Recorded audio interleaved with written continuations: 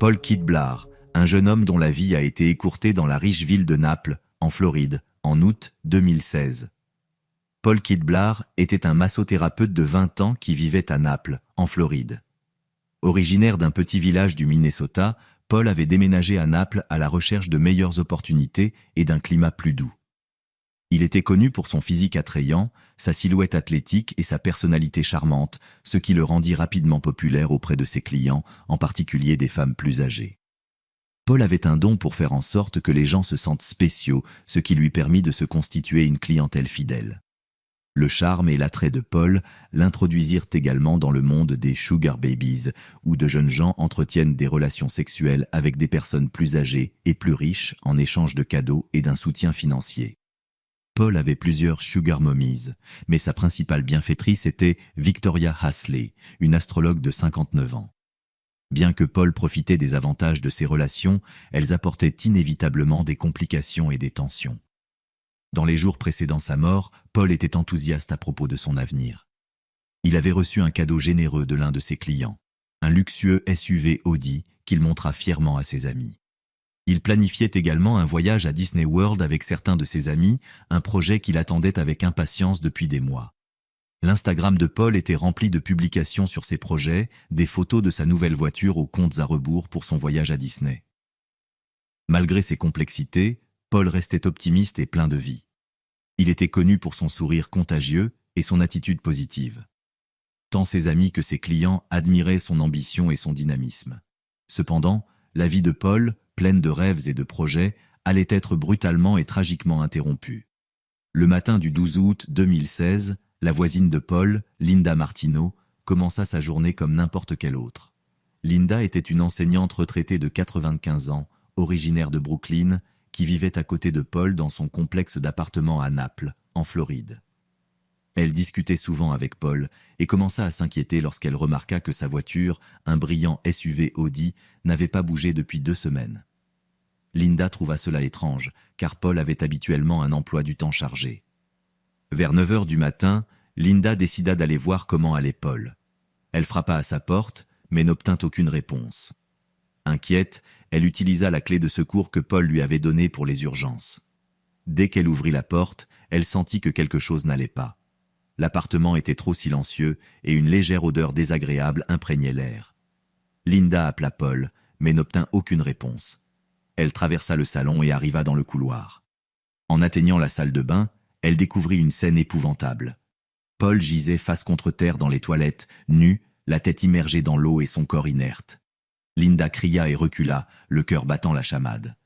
Tremblante, elle courut jusqu'à son appartement et appela le 911. Sa voix tremblait en expliquant ce qu'elle avait trouvé. « Je crois que mon voisin est mort », dit-elle à l'opératrice. « Il est dans sa salle de bain et quelque chose a dû lui arriver. » L'opératrice du 911 resta en ligne avec Linda, essayant de la calmer jusqu'à l'arrivée de la police. Linda était sous le choc, marchant d'un bout à l'autre de son appartement et regardant nerveusement vers la porte de Paul. Elle ne pouvait pas croire ce qu'elle avait vu. Quelques jours auparavant à peine, Paul était plein de vie, parlant de ses projets pour visiter Disney World et exhibant sa nouvelle voiture.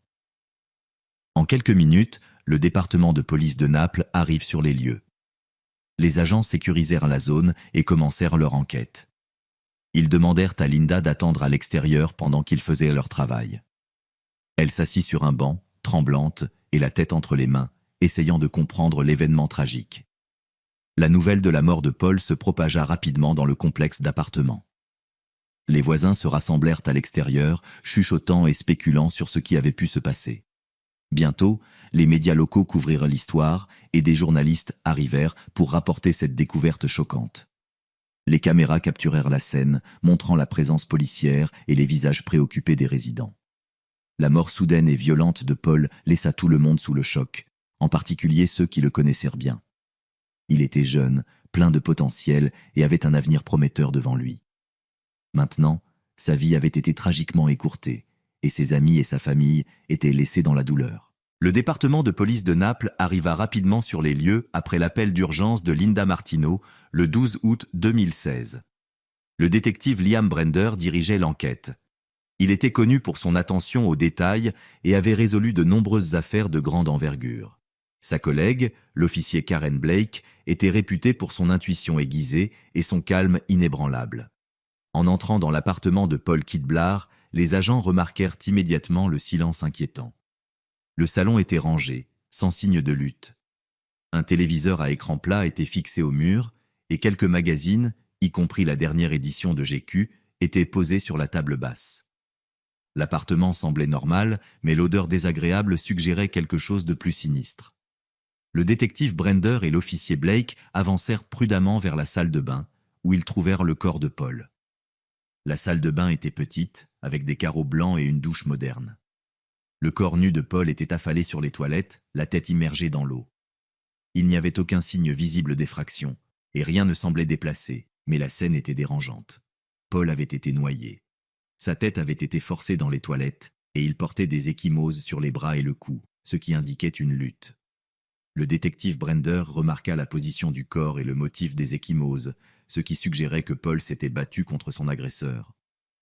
La salle de bain en elle-même était propre, sans traces de sang ni autres preuves évidentes. La police commença son enquête minutieuse. Ils prirent des photos de tout l'appartement, relevèrent des empreintes digitales et recherchèrent d'éventuelles pistes. Ils trouvèrent un ensemble de couteaux de cuisine, mais aucun ne semblait manquer.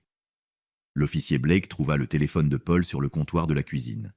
C'était un modèle récent, un iPhone 6S, et il pourrait contenir des informations précieuses.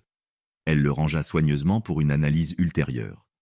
Le détective Brender et son équipe interrogèrent les voisins, y compris Linda Martineau, pour obtenir plus d'informations sur les activités récentes de Paul et d'éventuels visiteurs. Linda mentionna avoir vu certains des clients de Paul entrer et sortir, mais rien ne lui avait semblé inhabituel. Elle mentionna également le nouveau SUV Audi que Paul avait récemment reçu. L'équipe médico-légale arriva et commença son examen du corps et de l'appartement. Ils utilisèrent du luminol pour rechercher des traces de sang, même dans des zones apparemment propres. Ils recherchèrent également des fibres capillaires et d'autres petites preuves que l'agresseur aurait pu laisser derrière lui. Au fur et à mesure que l'enquête progressait, la police commença à reconstituer la chronologie des dernières heures de Paul. Ils espéraient que son téléphone et les caméras de sécurité du complexe d'appartements fourniraient des indices supplémentaires. L'état impeccable de l'appartement et l'absence de preuves évidentes suggéraient que le tueur avait pris grand soin de couvrir ses traces. La scène tragique dans l'appartement de Paul marquait le début d'une enquête complexe. Le détective Brender et l'officier Blake savaient qu'ils avaient une affaire difficile devant eux, mais ils étaient déterminés à trouver le responsable de la mort prématurée du jeune homme et à le traduire en justice.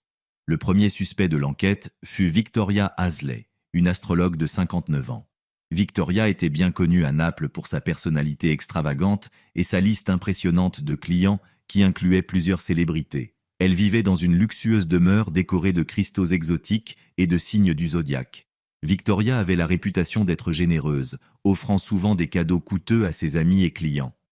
Cependant, elle était aussi connue pour être possessive et obsessionnelle, surtout dans ses relations personnelles.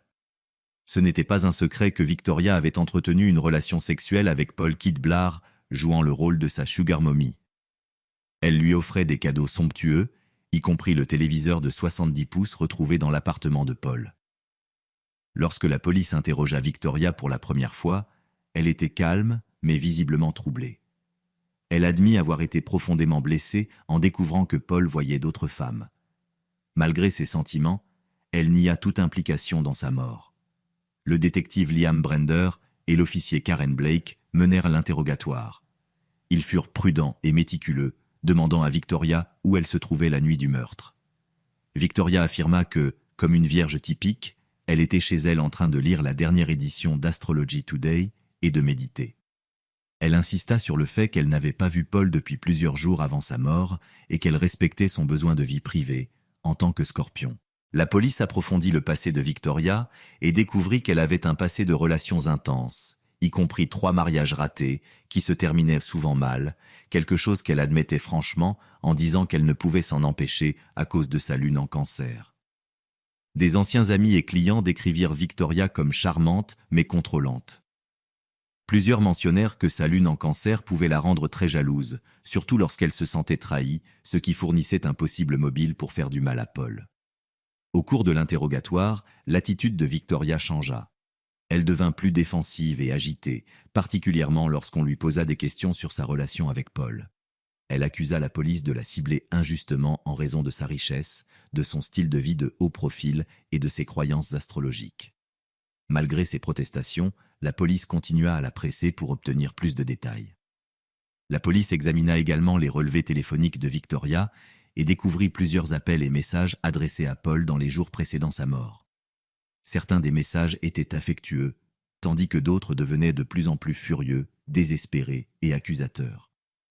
Cette preuve dressait le tableau d'une relation en décomposition, avec Victoria luttant pour maintenir le contrôle. Malgré les preuves grandissantes et le comportement de plus en plus erratique de Victoria, il n'y avait aucune preuve directe la liant à la scène du crime. La police avait besoin de preuves plus concrètes pour procéder à une arrestation. Au fur et à mesure que l'enquête avançait, Victoria restait l'une des principales suspects. Ses actions et son passé la gardaient sous une étroite surveillance de la part des autorités. Le deuxième suspect que la police enquêta fut Bryony Michalke, une millionnaire australienne de 68 ans avec un passé surprenant. Bryony avait récemment déménagé à Naples après avoir rencontré des problèmes juridiques en Australie, à la suite de la publication d'un article l'accusant de trafic présumé d'immigrants pour travailler dans sa chaîne de restaurants pour des salaires inhumains. Connue pour sa personnalité extravertie et vivante, Bryony était également férocement protectrice de ses amis et avait un tempérament qui pouvait éclater de manière inattendue. Bryony avait entamé une relation sexuelle avec Paul Kidblar peu avant sa mort, étant une autre de ses sugar mommies. Elle était généreuse, offrant à Paul des cadeaux coûteux, y compris le SUV Audi qu'il avait reçu peu de temps avant sa mort. Lorsque la police interrogea Bryony, elle se montra coopérative mais réservée. Elle reconnut sa relation avec Paul et exprima son choc face à sa mort. Le détective Liam Brender et l'officier Karen Blake menèrent l'interrogatoire. Ils demandèrent à Bryony ce qu'elle avait fait la nuit où Paul avait été tué. Bryony affirma qu'elle avait assisté à un bal costumé nudiste au Naples Grand Beach Resort, socialisant avec d'autres invités fortunés et profitant de la soirée.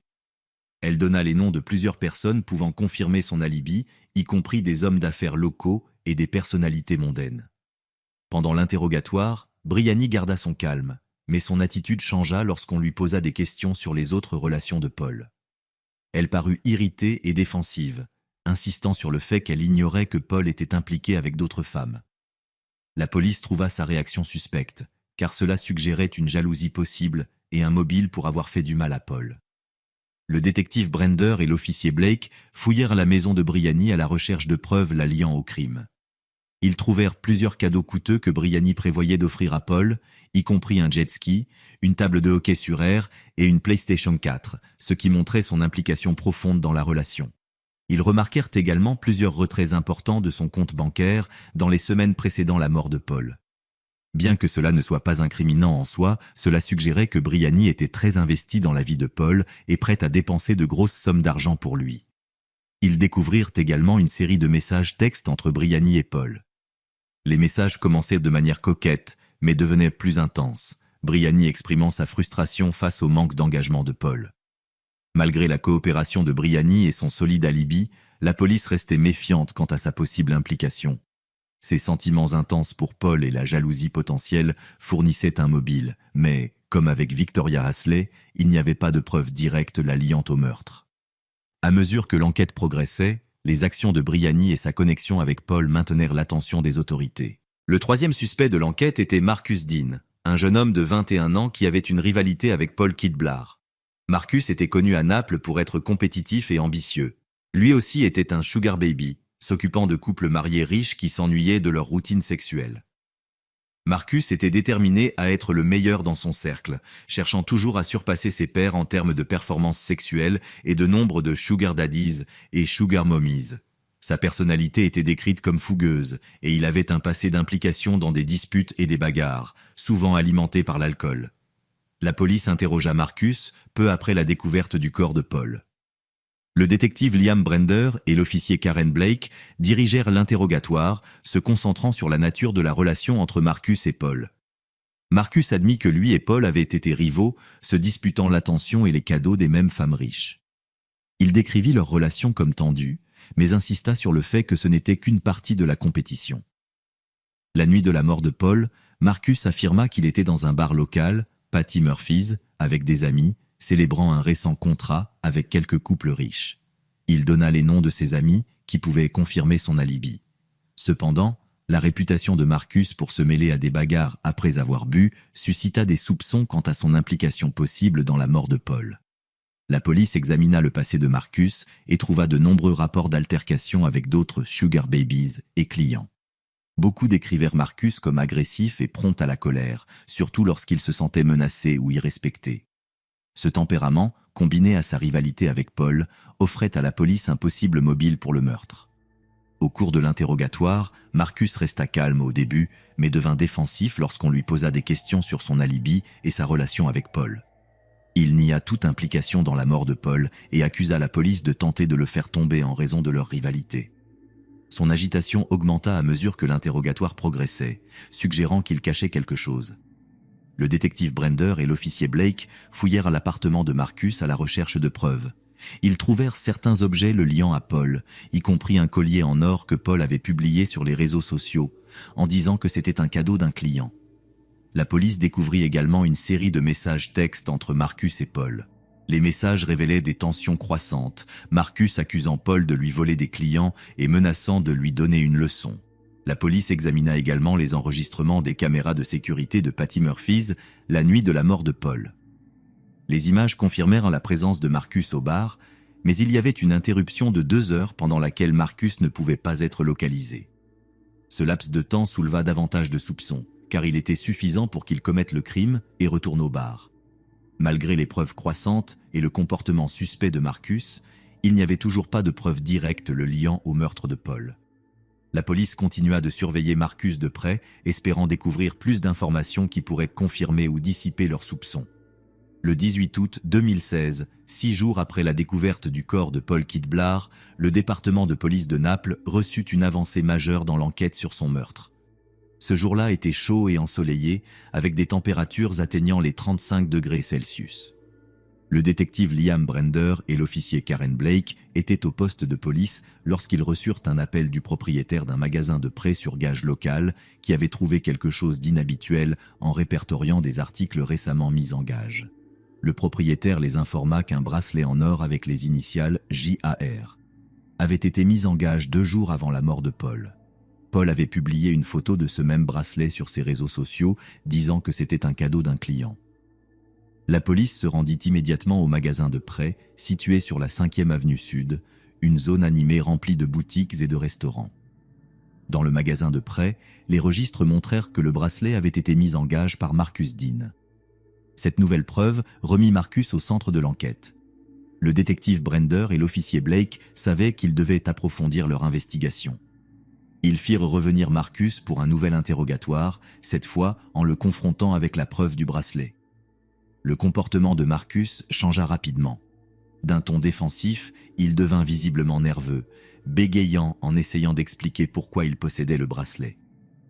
Marcus affirma que Paul le lui avait donné en cadeau, mais la police restait sceptique, étant donné les tensions et la rivalité entre eux. Le détective Brender et l'officier Blake visionnèrent également les enregistrements des caméras de sécurité du magasin de prêt. Les images montraient clairement Marcus entrant dans le magasin et mettant en gage le bracelet. L'horodatage sur la vidéo correspondait à la date dans les registres de la transaction, laissant peu de doute quant aux actions de Marcus. La police utilisa cette vidéo pour défier davantage la version des faits de Marcus. De plus, la police examina à nouveau les enregistrements de sécurité du bar Patty Murphys la nuit de la mort de Paul. Ils découvrirent que Marcus avait quitté le bar pendant une période de 2 heures, ce qui lui donnait suffisamment de temps pour commettre le crime et retourner au bar. Ces nouvelles preuves offraient un tableau plus clair de l'implication possible de Marcus dans le meurtre de Paul. Avec le bracelet, les messages textes menaçants et l'alibi douteux de Marcus, la police sentit qu'elle avait suffisamment de preuves pour aller de l'avant. Le détective Brender et l'officier Blake présentèrent leur découverte au procureur du district, qui convint que les preuves étaient convaincantes. Désormais, la police se concentra sur la collecte de plus d'informations pour renforcer son dossier contre Marcus. Ils continuèrent à interroger des témoins et à reconstituer les événements ayant conduit à la mort de Paul, déterminés à rendre justice au jeune homme dont la vie avait été tragiquement interrompue. Le 22 août 2016, le département de police de Naples obtint une avancée finale dans l'affaire du meurtre de Paul Kidblar. Le détective Liam Brender et l'officier Karen Blake avaient rassemblé suffisamment de preuves pour identifier le meurtrier, Victoria Hasley. Victoria, l'astrologue de 59 ans, était connue pour son style de vie extravagant et sa personnalité dominante. Malgré son charme public, l'enquête révéla qu'elle avait un côté sombre et obsessionnel, particulièrement dans ses relations personnelles. L'obsession de Victoria pour Paul avait atteint un niveau dangereusement intense. Elle était furieuse en découvrant que Paul voyait d'autres femmes plus âgées en échange de sexe et de cadeaux coûteux, y compris le SUV Audi qu'il avait reçu de Brianny Michelke. La jalousie et la colère de Victoria éclatèrent dans la nuit du 1er août 2016. Cette nuit-là, Victoria confronta Paul dans son appartement au sujet de sa nouvelle voiture. Une violente dispute éclata, et dans un accès de rage, Victoria noya Paul dans ses propres toilettes. Elle força sa tête dans l'eau jusqu'à ce qu'il cesse de se débattre, laissant des ecchymoses sur ses bras et son cou, indiquant que Paul avait tenté de se défendre. Pour l'humilier davantage et faire croire qu'il s'était noyé lui-même, Victoria dénuda le corps de Paul, créant une scène encore plus dégradante. Le détective Brender et l'officier Blake reconstituèrent les événements à travers des témoignages de témoins, des enregistrements de sécurité et des preuves médico-légales. L'alibi de Victoria, qui prétendait qu'elle était chez elle en train de lire Astrology Today et de méditer, s'effondra lorsque les relevés téléphoniques montrèrent qu'elle se trouvait près de l'appartement de Paul au moment du meurtre. De plus, l'analyse médico-légale des vêtements de Victoria révéla des traces de sang de Paul, la liant directement à la scène du crime. Le matin du 22 août, la police se mobilisa pour arrêter Victoria. Ils arrivèrent à son manoir, une majestueuse propriété ornée de symboles astrologiques et de cristaux. Victoria fut prise par surprise. Sa façade confiante s'effondra lorsqu'elle fut menottée et emmenée dans la voiture de police. Elle protesta avec véhémence, accusant la police de la cibler en raison de sa richesse et de son statut. L'arrestation de Victoria provoqua un choc dans la communauté de Naples. La famille de Paul, dévastée par sa mort, ressentit un mélange de soulagement et de douleur. Ils étaient reconnaissants que le meurtrier ait été capturé, mais la douleur de la perte de leur fils était inconsolable. Les amis et clients de Victoria furent également stupéfaits, luttant pour réconcilier l'image de la femme généreuse qu'ils connaissaient avec le crime brutal qu'elle avait commis. Victoria Hasley fut accusée de meurtre au second degré. Son procès révélerait davantage le côté sombre de sa personnalité et l'obsession tragique qui l'avait poussée à ôter la vie de Paul. L'arrestation marqua une étape cruciale dans la quête de justice, mais le chemin vers la vérité était loin d'être terminé. Le procès de Victoria Hasley pour le meurtre de Paul Kidblar commença en octobre 2016. La salle d'audience était remplie de journalistes, de membres de la communauté et d'activistes. L'affaire avait attiré l'attention nationale et beaucoup étaient intrigués par la défense astrologique inhabituelle que Victoria utilisait. Elle affirmait être victime de discrimination parce qu'elle était vierge, un signe connu pour être méticuleux et perfectionniste. Le procureur, dirigé par le district attorney Martin Delgado, argumenta que l'obsession de Victoria pour Paul l'avait poussée au meurtre. Delgado, un avocat de 45 ans, réputé pour sa fermeté contre le crime, présenta les preuves recueillies par le détective Brender et l'officier Blake. Il montra au jury les relevés téléphoniques qui placèrent Victoria près de l'appartement de Paul, les preuves médico-légales la liant à la scène et les ecchymoses sur le corps de Paul indiquant une lutte. Delgado dressa le portrait d'une femme consumée par la jalousie et la colère qui avait planifié et exécuté méticuleusement le meurtre. L'avocate de la défense, Nancy Price, une femme de 50 ans, connue pour ses tactiques peu conventionnelles, se concentra sur la soi-disant défense astrologique. Elle soutint que Victoria était injustement attaquée en raison de son signe astrologique. Price fit témoigner des experts sur les caractéristiques des vierges, en soulignant que les actions de Victoria avaient été influencées par ses traits astrologiques plutôt que par une mentalité criminelle. Victoria elle-même monta à la barre, affirmant soigneusement qu'elle était victime de discrimination. Elle insista sur le fait qu'elle n'avait aucune intention de tuer Paul et que l'incident était un tragique accident. Son témoignage fut soutenu par des groupes comme Virgos United et Americans Against Birth Sign Discrimination, qui protestèrent devant le tribunal tout au long du procès, brandissant des pancartes exigeant un traitement équitable pour tous les signes astrologiques et dénonçant l'injustice envers les vierges. Malgré le solide dossier de l'accusation, le jury fut influencé par les arguments de la défense. Le 15 novembre 2016, Victoria fut reconnue coupable d'homicide involontaire plutôt que de meurtre. Le juge la condamna à 10 ans de prison, une décision qui surprit beaucoup, qui s'attendaient à une peine plus sévère. La famille de Paul fut dévastée par le verdict. Elle estimait que justice n'avait pas été rendue et que la richesse et l'influence de Victoria avaient joué un rôle dans la réduction de sa peine. Les amis et sympathisants de Paul furent également indignés, croyant que le procès s'était transformé en un spectacle plutôt qu'en une quête de justice. Les partisans de Victoria célébrèrent le verdict, le considérant comme une victoire contre la discrimination astrologique. Le procès et son issue déclenchèrent un large débat sur le rôle des défenses non conventionnelles dans le système judiciaire et l'influence de l'opinion publique sur les décisions judiciaires. Après la fin du procès de Victoria Hasley, la vie de tous les concernés changea considérablement. Victoria commença à purger sa peine de 10 ans au centre de réception pour femmes de Floride, une prison de sécurité moyenne située à Ocala. Son procès avait attiré une attention médiatique considérable, faisant d'elle une figure controversée. Pendant son incarcération, Victoria continua d'affirmer qu'elle était victime de discrimination en raison de son signe astrologique. Elle utilisait la bibliothèque de la prison pour écrire des lettres et des articles sur son expérience qui circulaient dans certains cercles astrologiques et ésotériques. Son cas resta un sujet de discussion parmi les défenseurs de l'astrologie et certains experts juridiques qui débattaient de la légitimité des défenses non conventionnelles devant les tribunaux. La famille de Paul Kidblar, dans le Minnesota, eut du mal à accepter le résultat du procès. Elle considérait que la peine de 10 ans était trop clémente pour un crime aussi brutal que le meurtre de leur fils. Les médias couvraient fréquemment leurs réactions, soulignant leur désillusion et leur douleur. La famille de Paul continua de plaider pour des peines plus sévères pour les crimes de cette nature et œuvra pour garder vivante la mémoire de Paul à travers des événements communautaires et des mémoriaux en ligne. Leur lutte pour une justice plus stricte résonna dans plusieurs groupes soutenant des réformes des lois pénales. Marcus Dean, qui avait également été suspecté dans l'affaire, fit face à un examen public continu malgré son exonération de toute implication dans le meurtre de Paul. Sa réputation fut ternie par sa rivalité avec Paul et son passé de querelle. En conséquence, Marcus eut des difficultés à trouver du travail et subit les conséquences du procès médiatique, qui le présentait à plusieurs reprises comme un possible meurtrier.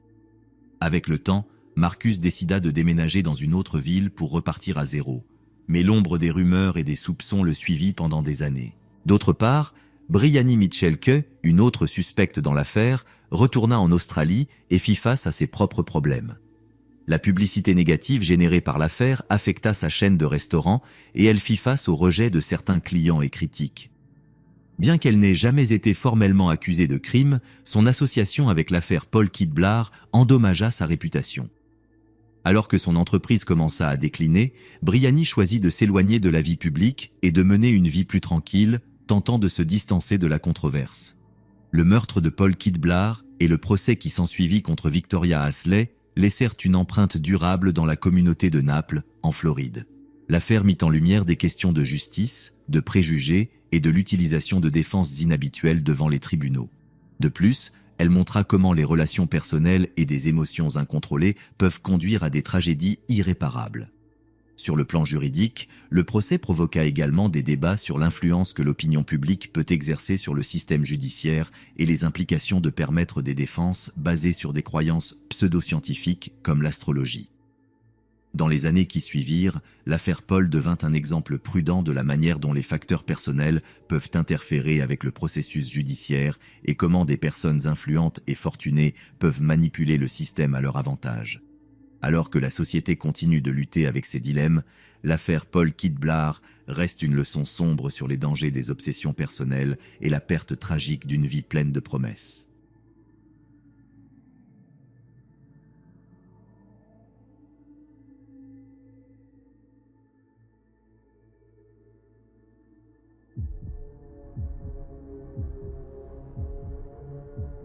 On dit que tout enfant mérite un père, mais que tout père ne mérite pas un enfant. Cette affirmation ne pourrait pas être plus vraie dans le cas d'aujourd'hui. Au lieu de voir ses enfants comme de petits êtres humains ayant besoin de sa protection, Mick Philpott les voyait comme ses vaches à lait personnelles, générant des prestations sociales. Son avidité l'a aveuglé, lui faisant perdre son humanité de la pire des façons. C'était un homme avide de célébrité, narcissique et diagnostiqué comme psychopathe qui a transformé la vie de tous ceux qui l'entouraient en un enfer vivant. Dans cette vidéo, nous allons découvrir comment Philpott et ses complices ont mis fin à la vie de 6 petits-enfants et ce qui les a conduits à commettre cet acte atroce. Commençons. Mick Philpott est né en 1956 à Derby, en Angleterre. Il était connu pour être le père de 17 enfants avec plusieurs femmes, et si vous pensiez qu'il avait autant d'enfants parce qu'il les aimait, vous vous trompiez malheureusement. Vous voyez, il n'avait pratiquement aucune qualité parentale. En fait, c'était un homme extrêmement violent et imprévisible. Son schéma de comportement toxique envers les femmes et les enfants a commencé avec sa première relation, à 19 ans. Il a séduit une jeune fille de 15 ans, nommée Kim Hill, et ils ont commencé à sortir ensemble peu de temps après. Au début, Kim voyait Philpott comme le partenaire idéal, mais il ne fallut pas longtemps avant qu'il ne devienne soudainement abusif de toutes les manières imaginables. Sa violence était si incontrôlable qu'il a même commencé à la frapper en public. Lors d'un incident dans un pub, Philpott a frappé Kim à la bouche avec une queue de billard. Comme on pouvait s'y attendre, elle s'est mise à saigner abondamment, mais personne n'a osé intervenir ou essayer de l'aider. Il utilisait n'importe quel prétexte pour lui faire du mal. Par exemple, une fois, Philpott lui a brisé le bras et lui a fracturé la rotule avec un marteau parce qu'elle avait accordé trop d'attention à un bébé dont elle s'occupait. En tant que membre de l'armée britannique, il l'accusait sans fondement d'infidélité lorsqu'il revenait de ses missions et la frappait physiquement. Il lui a également tiré une flèche dans l'aine avec une arbalète parce qu'il trouvait que sa robe était trop courte. Kim, qui était encore à l'école, mentait souvent sur la cause de ses blessures pour protéger Philpott. Après 2 ans d'abus, en juillet 1978, Kim a rassemblé le courage de lui envoyer une lettre de rupture. En réponse, Philpott a déserté l'armée et s'est introduit dans la maison de Kim. Il l'a attaquée dans son lit, la poignardant 27 fois avec un couteau de 23 cm. Selon Kim, il lui a dit d'un ton menaçant « Si je ne peux pas t'avoir, personne d'autre ne t'aura ». Lorsque la mère de Kim est intervenue, Philpott l'a poignardé 11 fois. Kim et sa mère ont à peine survécu à l'attaque. Malgré ses blessures graves, la mère, qui était infirmière, a rampé jusqu'à un téléphone pour donner l'alerte. Les ambulanciers sont arrivés pour trouver Philpott dans les escaliers, tenant encore le couteau ensanglanté. Il leur a dit « Je ne me dérangerai pas, elle est finie, j'ai fait du bon boulot ». Kim est morte 2 fois dans l'ambulance et sur la table d'opération, tandis que les chirurgiens luttaient pour lui sauver la vie. Philpott lui avait ouvert le ventre et l'avait poignardé dans le dos, les bras et les jambes. Elle a souffert d'un effondrement des poumons et d'une perforation de la vessie, des reins et du foie. Lors du procès, il a menti en insinuant qu'il l'avait poignardée en état de légitime défense, mais toutes les preuves montraient le contraire. Philpott a été reconnu coupable de tentative de meurtre et de coups et blessures graves. Il a été condamné à 7 ans et 2 mois de prison, mais a été libéré après seulement 3 ans et 2 mois de détention. Selon les registres, cette libération anticipée était due à son bon comportement. Comme on pouvait s'y attendre, il n'a reçu qu'une tape sur les doigts et n'a eu aucun incitatif pour changer ses habitudes tordues, comme nous allons bientôt le voir. Pendant son séjour en prison, il a envoyé des lettres à Kim exprimant des remords et lui proposant même le mariage pour sa sortie. Cette attaque horrible a laissé Kim traumatisée et elle suit encore une thérapie 4 décennies plus tard. En se remémorant son enfer avec Philpott, Kim a ajouté « Ne dis jamais non à Mick Philpott, tu ne lui dis pas non. Il ne comprend pas ce mot. » Après sa libération de prison en 1986, Philpott a épousé Pamela 60. Ils ont eu 3 enfants ensemble et il a continué son comportement abusif. Pamela avait trop peur de le dénoncer, sachant ce qui était arrivé à sa précédente compagne, Kim. Elle priait pour qu'il s'intéresse à quelqu'un d'autre, et c'est ce qu'il a fait. En 1993, Philpott, âgé de 37 ans, a entamé une relation avec une fille de 14 ans appelée Heather Keogh. Pamela l'a quitté après avoir découvert cette liaison. L'adolescente Heather a fugué de chez ses parents pour être avec lui le jour de son 16e anniversaire et ils ont eu 2 enfants. Philpott s'est montré abusif envers elle, allant jusqu'à la frapper parce qu'elle n'avait pas eu de fille. Il a également appris à ses enfants aînés à être violents avec Heather. Philpott voulait que Heather ait plus d'enfants, mais elle n'est jamais retombée enceinte. Elle était souvent punie en étant enfermée dans le jardin, et elle a dit à la police que Philpott lui avait une fois tenu un couteau sous la gorge lorsqu'elle avait tenté de le quitter. Finalement, elle a escaladé la clôture et s'est échappée. Heather a été contrainte d'abandonner temporairement ses enfants avant de récupérer leur garde après une longue bataille judiciaire. Elle a décrit Philpott comme un personnage Dr Jekyll et Mr Hyde, charmant lorsqu'ils se sont rencontrés, mais plus tard violent. En l'an 2000, Philpott a rencontré Merit Duffy, une jeune fille de 19 ans. C'était une mère adolescente célibataire qui venait de sortir d'une relation abusive. Philpott, dit-elle, est devenu son ange gardien. Ils ont emménagé ensemble peu après. Il a pris la responsabilité de son enfant et lui a proposé de se marier à l'hôpital après la naissance de leur premier enfant, Jade, l'année suivante. Il a également commencé une relation avec Lisa Willis, une orpheline de 16 ans qui était aussi une mère célibataire.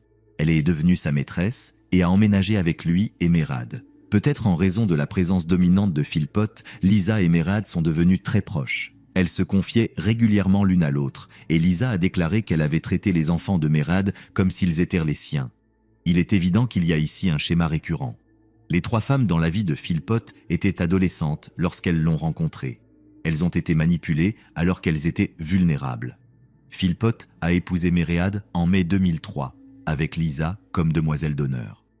À partir de cette année-là, Philpott a vécu avec les 2 femmes et a eu 11 enfants dans une maison de 3 chambres.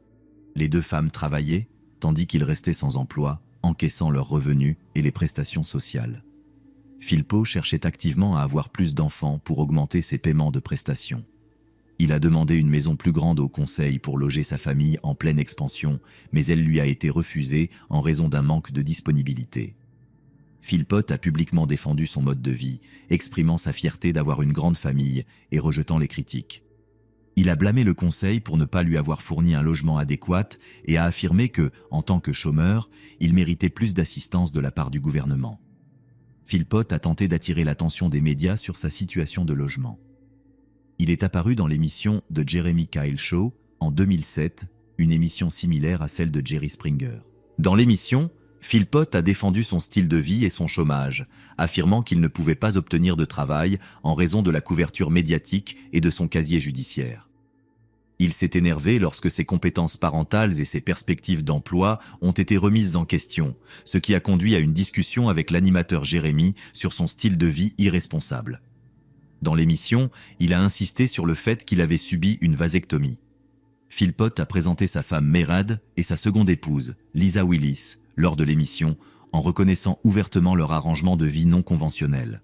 Il a affirmé qu'il ne se souciait pas de l'opinion publique concernant son style de vie et sa grande famille. Philpott a également déclaré qu'il était prêt à divorcer de sa femme pour épouser Lisa, puis divorcer d'elle, simplement pour qu'elle ne se sente pas exclue parce qu'elle ne partageait pas le nom de famille Philpott.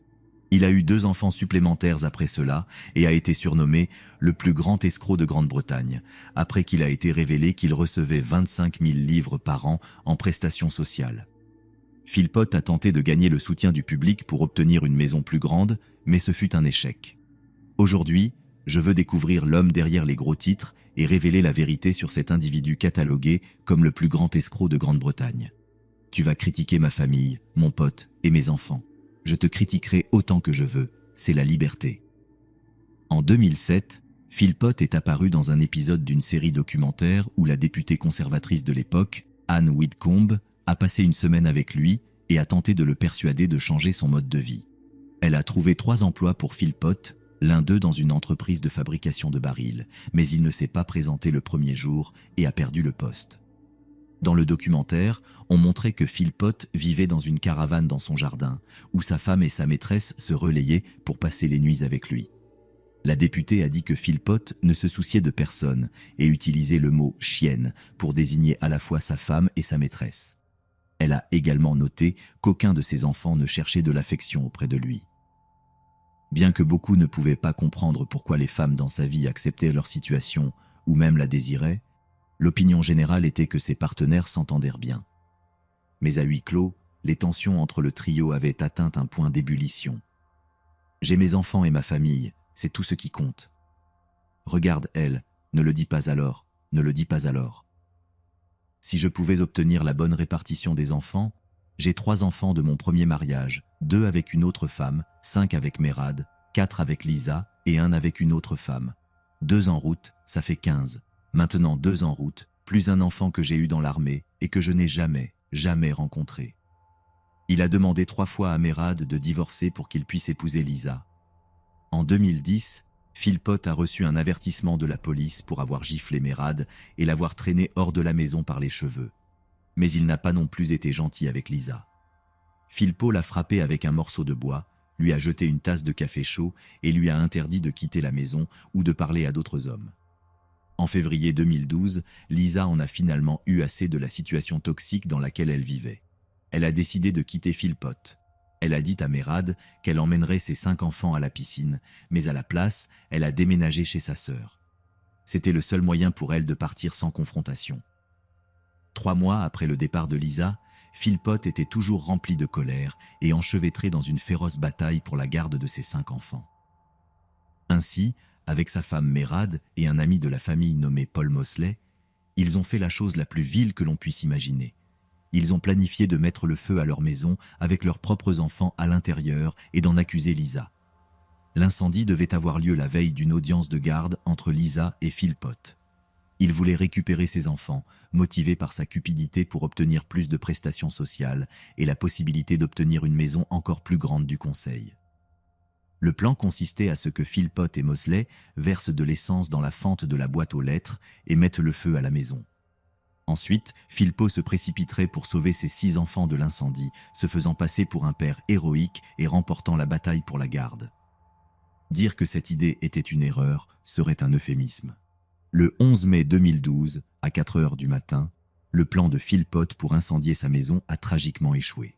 Le feu s'est propagé bien plus vite que prévu et a causé la mort de 6 enfants. Jade, JN, Jack, Jesse et Jaden sont morts sur place, tandis que leur demi-frère Dwayne est décédé à l'hôpital 2 jours plus tard. Tous les décès ont été causés par une inhalation excessive de fumée. Les enquêteurs sur l'incendie ont rapporté que les températures dans les chambres à l'étage supérieur dépassaient 500 degrés Celsius, ne laissant aucune chance de survie à quiconque dans ces pièces. La police a confirmé que l'incendie avait été délibérément provoqué avec de l'essence sous la boîte aux lettres, le qualifiant d'incendie criminel et déclarant officiellement que 6 enfants avaient été assassinés. Je ne peux pas... Terrifiant. Maison, la police est en route. Avez-vous une idée de ce qui a causé l'incendie ? Tous ces enfants étaient les enfants de Mérad et Philpott, sauf Dwayne, qui était leur fils adolescent issu d'une relation précédente. Jade avait seulement 10 ans, décrite comme très intelligente et appréciée à l'école. JN, âgé de 9 ans, était joyeux, souriant et bien élevé. Jaden, âgé de 5 ans, adorait les câlins de sa famille et de ses amis, timide et réservé. Jack, âgé de 7 ans, était le plus calme des frères et un vrai bonheur pour tous. Jesse, âgé de 6 ans, était décrit comme le plus bruyant de la famille. Dwayne, la plus grande victime avec seulement 13 ans, était décrit comme un garçon adorable et attentionné, qui protégeait ses petits frères. Personne dans la communauté n'avait la moindre idée qu'un père pouvait faire une telle chose. De nombreuses personnes qui connaissaient et socialisaient avec Philpott et sa famille ont défendu son mode de vie, affirmant que les représentations négatives de la région et de l'homme ne correspondaient pas à la réalité. Un habitant, Bobby Sutherland, s'est senti inspiré pour créer une organisation caritative pour aider à payer les funérailles des 6 enfants, affirmant que Philpott les aimait désespérément. Luttant contre les larmes alors qu'il se tenait dans la rue devant la maison familiale détruite par l'incendie, il a déclaré à l'époque « Oui, vous pouvez le critiquer, mais il aimait ses enfants. Oui, vous faites des erreurs, mais vous ne méritez pas cela. Personne ne mérite cela. » Cela montre à quel point Philpott était doué pour manipuler les gens autour de lui et maintenir son image de bon mari et père. Au départ, Lisa Willis et son beau-frère ont été interrogés, mais ils ont rapidement été disculpés de tout soupçon. Pendant ce temps, des témoins ont signalé que Philpott se comportait étrangement pour quelqu'un qui avait récemment perdu plusieurs de ses enfants et semblait apprécier l'attention des médias. Un directeur de la morgue a déclaré que Philpott plaisantait lorsqu'il est allé voir les corps de ses enfants, allant même jusqu'à mettre un officier de liaison familiale dans une prise de tête lors d'une visite. Dans le cadre de son enquête, la police a organisé une conférence de presse à laquelle Philpott et Mérad ont participé. Lors de cette conférence, Philpott a remercié plusieurs personnes pour leur soutien et a annoncé sa décision de faire don des organes de Dwayne pour sauver la vie d'un autre enfant. Il a exprimé sa gratitude pour la réponse de la communauté et a demandé de la confidentialité pour sa famille, invitant toutes les questions à être adressées à la police. Cette conférence de presse a en fait accru les soupçons de la police. car le comportement de Philpott était notablement inapproprié, y compris le fait de flirter avec une policière qu'il a qualifiée de jolie et de suggérer qu'il aimerait qu'elle l'accompagne à son hôtel. Nous ne pouvons pas exprimer notre gratitude envers tous ceux qui se sont préoccupés du cas et de ce qui s'est passé. Je suis allé dans notre maison, et ce que nous avons vu, nous n'arrivons tout simplement pas à le croire. Nous avons grandi dans une communauté qui a connu de nombreux problèmes de violence, et Dieu sait quoi d'autre, et voir cette communauté se rassembler de cette manière est tout simplement bouleversant. La police a trouvé des preuves médico-légales liant les Philpott au crime. Un bidon d'essence et un gant jeté ont été retrouvés près de la maison. En novembre, les enquêteurs médico-légaux ont découvert que les vêtements des Philpott et de Mosley contenaient de l'essence. Pour obtenir plus d'informations, ils ont placé un dispositif d'enregistrement dans le véhicule de police et dans leur chambre d'hôtel. Les conversations enregistrées ont révélé des déclarations incriminantes de Philpott, y compris qu'il disait que c'était de sa faute s'ils avaient perdu leurs enfants et leur famille. On l'a entendu dire « Tu tiens bon à l'histoire ? Je ne voulais pas le faire, je le jure sur ma vie. » De plus, l'enregistrement a capturé Philpott regardant Mérad avoir une relation sexuelle avec Paul Mosley, son complice. Philpott a dit à sa femme « Je suis fier de toi parce que tu ne voulais pas le faire. » Les commentaires enregistrés, ainsi que d'autres preuves, comme une échelle inutilisée trouvée à l'arrière de la maison, ont impliqué Philpott, Mérad et Paul Mosley dans le plan d'incendie. Le 28 mai 2012, Philpott et Mérad ont été arrêtés pour suspicion de meurtre. Ils ont été formellement inculpés 2 jours plus tard. Le 5 novembre 2012, Paul Mosley a également été arrêté pour suspicion de meurtre après qu'un examen médico-légal a révélé de l'essence sur ses vêtements. Le procès a révélé que Mosley s'était vanté d'être suspect, même sur des sites de rencontres en ligne. Quel que soit le rôle de Mosley, il semble que Philpott était intéressé à le garder de son côté, et la police pense qu'il y a eu de la coercition. En décembre, l'accusation contre Mosley a été réduite à homicide involontaire. Les accusations de meurtre contre Philpott et Mérad ont également été réduites à homicide involontaire. Les preuves ont montré que, bien qu'ils n'aient pas eu l'intention de tuer leurs enfants, ils prévoyaient d'incriminer Lisa pour avoir mis en danger la famille afin d'obtenir la garde de ses enfants. Leur motivation n'était pas seulement la vengeance. Plus d'enfants signifiait plus d'argent de prestations sociales et potentiellement une maison plus grande. Le 2 avril 2013, le couple, ainsi que Paul Mosley, ont été reconnus coupables d'homicide involontaire pour la mort des 6 enfants. Philpott a été condamné à la réclusion à perpétuité avec un minimum de 15 ans de prison. Mérad et Paul Mosley ont chacun été condamnés à 17 ans de prison, avec un minimum de 8 ans et demi à purger. Mérad a ensuite fait appel de sa peine, mais les juges ont statué que la peine initiale reflétait le préjudice incalculable qu'elle avait causé. Les juges de la cour d'appel ont déclaré que l'essence trouvée sur ses vêtements démontrait qu'elle avait participé à l'incendie, qui n'était pas un plan spontané. Elle a également menti après son arrestation, ont déclaré les juges, et a continué à dissimuler la vérité pendant son procès. Dans ses commentaires de sentence, la juge Tirlois a déclaré qu'il était clair que l'idée de l'incendie venait de Philpott, mais que les enfants de Mérad étaient morts parce qu'elle avait fait passer son mari en priorité. Par conséquent, nous arrivons à la conclusion que cette sentence ne peut pas être critiquée. La juge a été minutieuse en tirant cette conclusion. Elle a donné des raisons très cohérentes et claires à cela.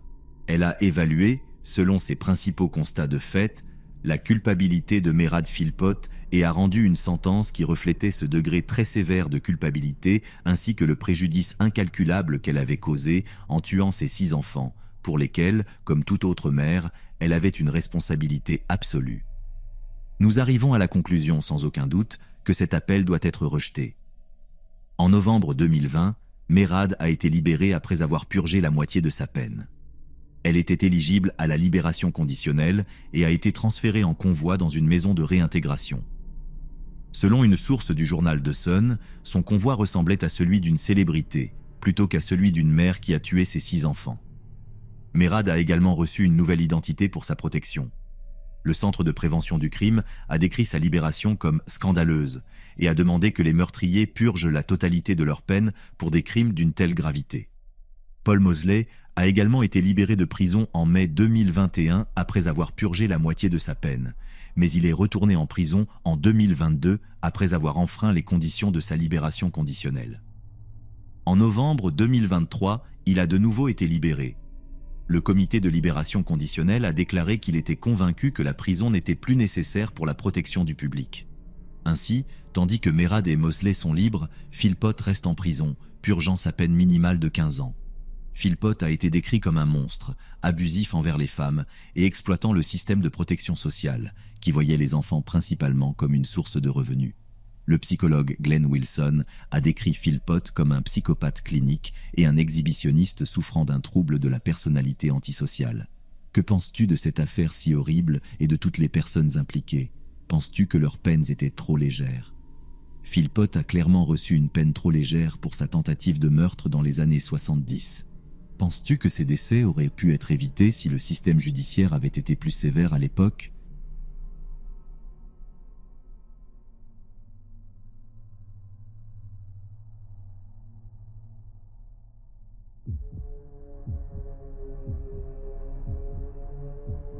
Dans le monde des histoires d'amour, il existe des relations que la société accepte et célèbre. Cependant, il y en a aussi qui sont interdites, considérées comme immorales et vivement critiquées. Parmi celles-ci, l'amour partagé entre frères et sœurs est l'une des plus sévèrement condamnées. Ce type de relation ne rencontre pas seulement une forte opposition sociale, mais il apporte souvent des conséquences attendues, parfois conduisant à des tragédies déchirantes. Dans cette narration, nous approfondissons un cas en Nouvelle-Zélande qui a eu lieu en 2011. Une histoire qui tourne autour d'un amour interdit entre un frère et une sœur, se terminant par une conclusion tragique. Cet incident a non seulement surpris la petite communauté où il s'est déroulé, mais a aussi délivré de profondes leçons sur les limites qui ne devraient jamais être franchies. Notre histoire commence en Nouvelle-Zélande, un pays connu pour sa beauté sereine et ses paysages impressionnants. Ici, dans un village tranquille et pittoresque appelé Ravenswood, la famille Blackwood avait vécu pendant des générations. Cedar Hollow était une petite communauté soudée où tout le monde se connaissait, et la vie se déroulait à un rythme paisible, avec des rues bordées d'arbres et des maisons charmantes. C'était le genre d'endroit où les parents se sentaient en sécurité pour élever leurs enfants, entourés d'un environnement amical et calme. La famille Blackwood était composée de M. Samuel Hawthorne et de ses 2 enfants, Ethan et Sophia. Leur vie était pleine et heureuse jusqu'à ce qu'une tragédie survienne, changeant tout à jamais. La mère d'Ethan et de Sophia mourut lorsqu'ils étaient encore très jeunes, laissant M. Samuel avec la tâche d'assumer le rôle de mère et de père pour ses enfants. Samuel Hawthorne était un père dévoué, s'efforçant toujours de combler le vide laissé par la perte de leur mère avec son amour et son attention inconditionnelle. Ethan, l'aîné, est né le 5 juin 1992. Dès son plus jeune âge, il montrait des signes d'être un enfant brillant et sensible. Il est né dans une famille pleine de bonheur, avec une mère aimante et un père dévoué.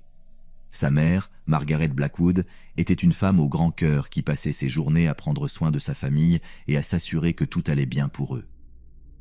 Margaret commença à enseigner à Ethan dès qu'il eut 3 ans, lui inculquant de précieuses connaissances et des leçons de vie. La joie de la famille se doubla lorsque, 2 ans plus tard, en septembre 1994, naquit la sœur cadette d'Ethan, Sophia. Dès le début, les 2 frères et sœurs partageaient un lien fort, toujours ensemble dans chaque joie et chaque tristesse. Sophia est née le 12 septembre 1994, devenant la plus jeune membre de la famille Blackwood. Même en étant une petite fille, elle était vive et gentille, des qualités qui la rendaient aimée de tous ceux qui l'entouraient. Malgré la perte de sa mère à l'âge tendre de 3 ans, Sophia gardait de nombreux souvenirs précieux de la chaleur et de la bonté que sa mère lui avait montrée. Avec la mère de ses enfants absente, Samuel Hawthorne releva le défi de devenir à la fois père et mère pour ses enfants. Il fit de son mieux pour compenser l'absence de leur mère, consacrant du temps et de l'amour à l'éducation d'Ethan et de Sophia. Il leur racontait souvent des histoires sur leur mère, leur rappelant son amour et ses sacrifices pour la famille. Ethan et Sophia passaient leur journée d'enfance paisiblement à Ravenswood. Ils étaient inséparables, on les voyait souvent jouer dans les vastes champs ouverts, explorer les mystérieuses forêts voisines et étudier ensemble sous l'œil vigilant de leur père. Ethan, toujours le frère aîné protecteur, prit la responsabilité de veiller sur sa sœur. Il aidait Sophia à faire ses devoirs, partageant avec elle les connaissances qu'il apprenait à l'école. Sophia, bien que plus jeune, était intelligente et avide d'apprendre. Elle admirait son frère et travaillait dur pour exceller dans tout ce qu'elle faisait. Elle avait une passion pour le dessin, créant souvent des images de sa famille, de sa mère et de souvenirs heureux qu'elle chérissait. Chaque fois que M. Samuel voyait les dessins de Sophia, il ne pouvait s'empêcher d'être ému et fier des enfants qu'il élevait seul. À mesure qu'Ethan entrait dans son adolescence, il se concentrait davantage sur ses études. Il se classait toujours parmi les premiers de sa classe et était admiré par ses professeurs et ses camarades. Ethan était un jeune homme avec beaucoup de rêves et d'ambitions, toujours déterminé à les réaliser. Il rêvait de devenir médecin et d'apporter du réconfort à d'innombrables vies. Sa sœur cadette, Sophia, avait également des aspirations.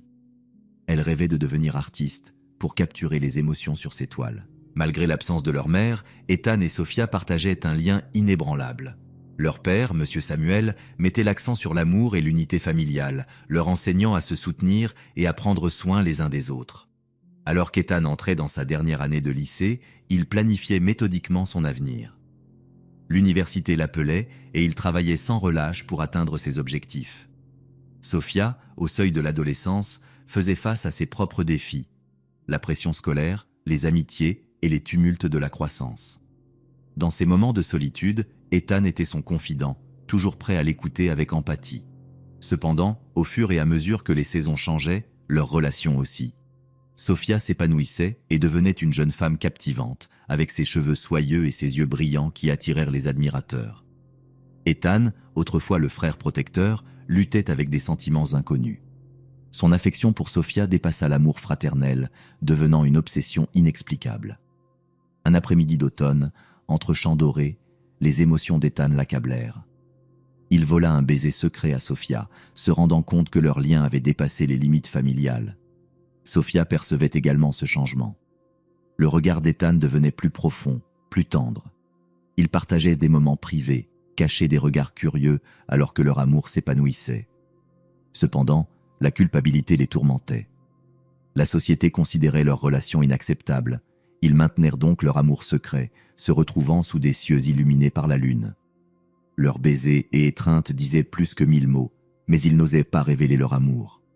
Des lettres d'amour échangées, des tons murmurés, des promesses d'un futur où le jugement des autres n'aurait aucun pouvoir sur eux. À mesure que leur passion s'intensifiait, Ethan et Sophia franchirent les limites de la fraternité.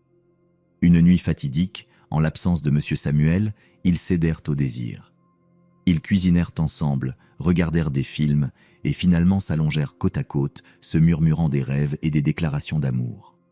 La nuit avançait et ils choisirent de partager le même lit, une union interdite qui défiait la raison et la moralité. Ainsi commença leur périlleux voyage, où l'amour et la culpabilité dansaient au bord de l'obscurité, menaçant de détruire leur monde. Ethan serrait Sophia fermement dans ses bras, tous deux trouvant du réconfort et de la sécurité dans l'étreinte de l'autre. Cette nuit-là, leur amour franchit toutes les frontières, se transformant en une connexion passionnée et énigmatique. Leurs baisers étaient longs et profonds.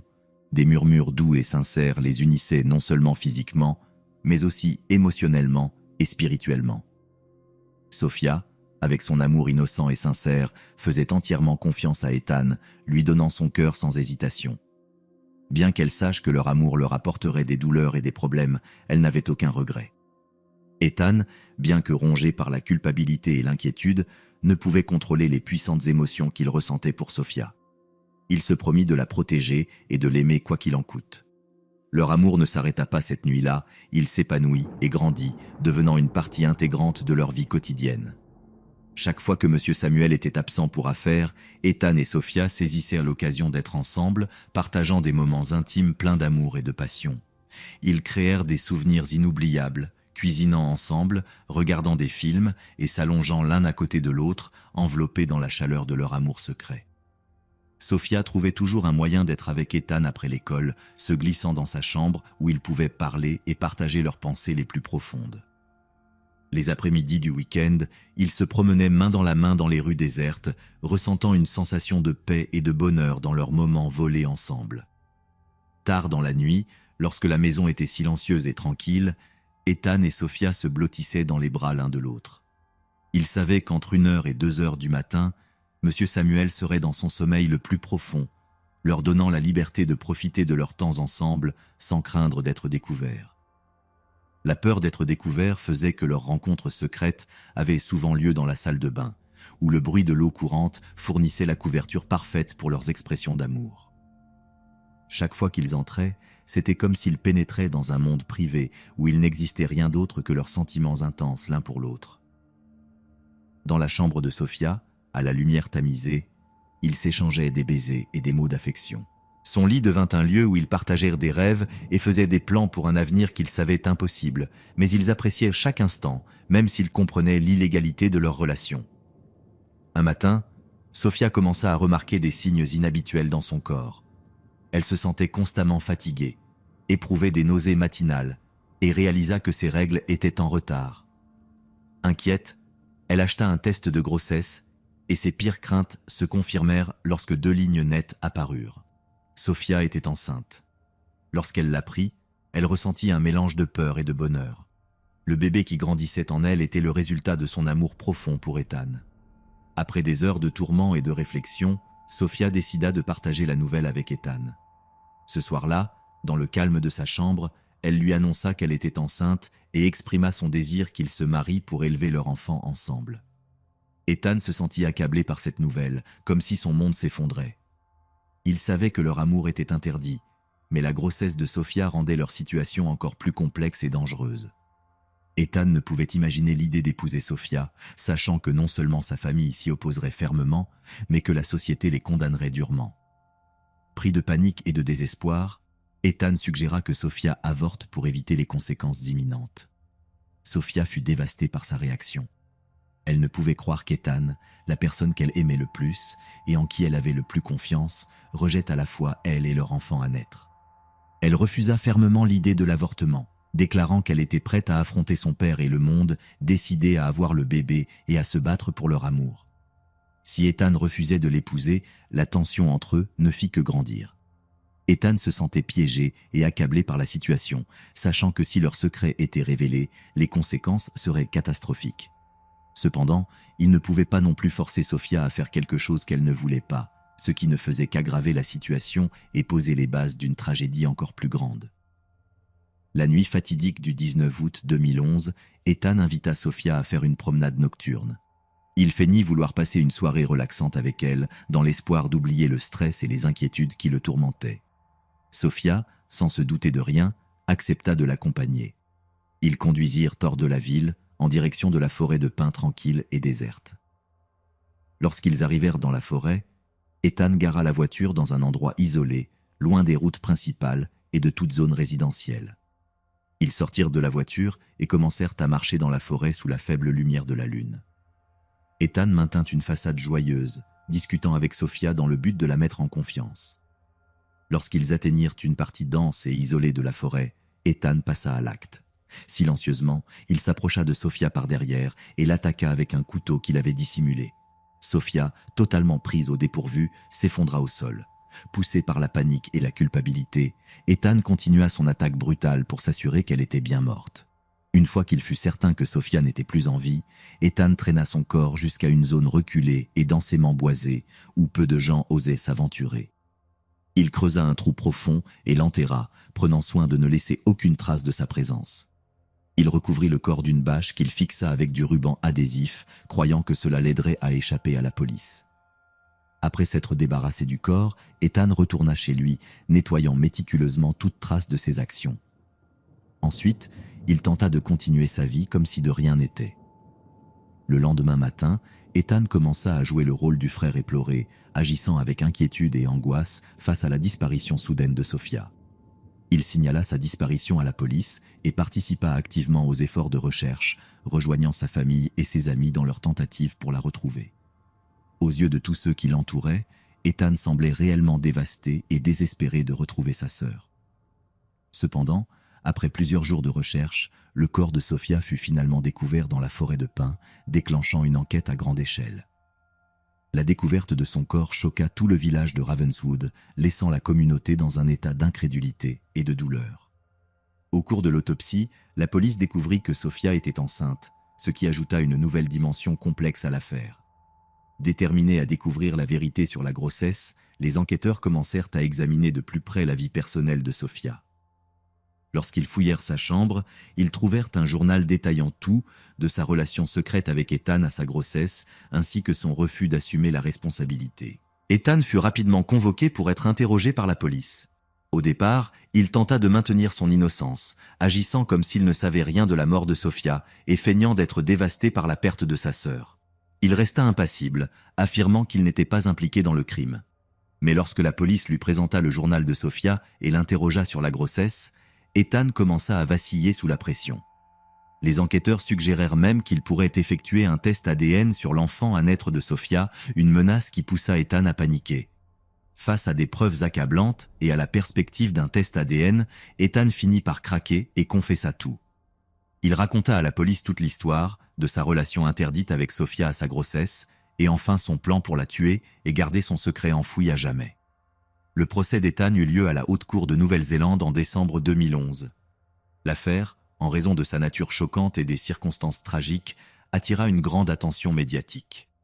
Au procès, le procureur présenta les preuves recueillies, notamment le journal de Sofia, qui détaillait toute la relation interdite et le plan d'Ethan pour l'assassiner. Des preuves médico-légales confirmant la grossesse de Sofia, ainsi que des traces de la présence d'Ethan sur les lieux du crime, furent également présentées. La police témoigna en détail, expliquant son enquête, la recherche de Sofia, la découverte de son corps, ainsi que la confession d'Ethan après avoir été confronté au journal de Sofia et à la menace imminente d'un test ADN. Le caractère criminel des actions d'Ethan devint inéluctablement évident. Submergé par le désespoir et le remords, Ethan finit par confesser tous ses crimes au tribunal. Son avocat tenta d'atténuer la gravité des accusations, affirmant qu'Ethan souffrait d'instabilité mentale et de stress intense lorsqu'il se sentait acculé. Cependant, la planification méticuleuse qui avait conduit au meurtre de Sofia et la tentative de dissimulation ultérieure laissaient peu de place à la sympathie ou à la clémence. Après plusieurs jours de procès et une délibération attentive, le jury rendit son verdict final. Ethan fut déclaré coupable de meurtre avec préméditation et condamné à la réclusion à perpétuité sans possibilité de libération conditionnelle. Cette sentence sévère reflétait la gravité de ses crimes et servait de punition adéquate pour la dévastation qu'il avait causée. L'affaire laissa une profonde cicatrice dans la famille Blackwood ainsi que dans la communauté de Cedar Hollow. Monsieur Samuel, qui avait perdu ses 2 enfants d'une manière aussi inimaginable et horrible, dut faire face à un chagrin profond. La communauté locale fut également secouée, ressentant un mélange de choc, de tristesse et de peur face à la violation des limites morales que ce cas représentait. Cette tragédie ne fut pas seulement un désastre familial, mais aussi une mise en garde claire sur les conséquences de franchir à la fois les lignes morales et légales. Des décisions erronées, motivées par des désirs interdits, aboutirent à des crimes irréfutables qui menèrent à une fin tragique et à une punition sévère en vertu de la loi. Cette histoire sert de rappel puissant de l'importance de maintenir des valeurs morales et l'honnêteté dans toutes les relations familiales et sociales.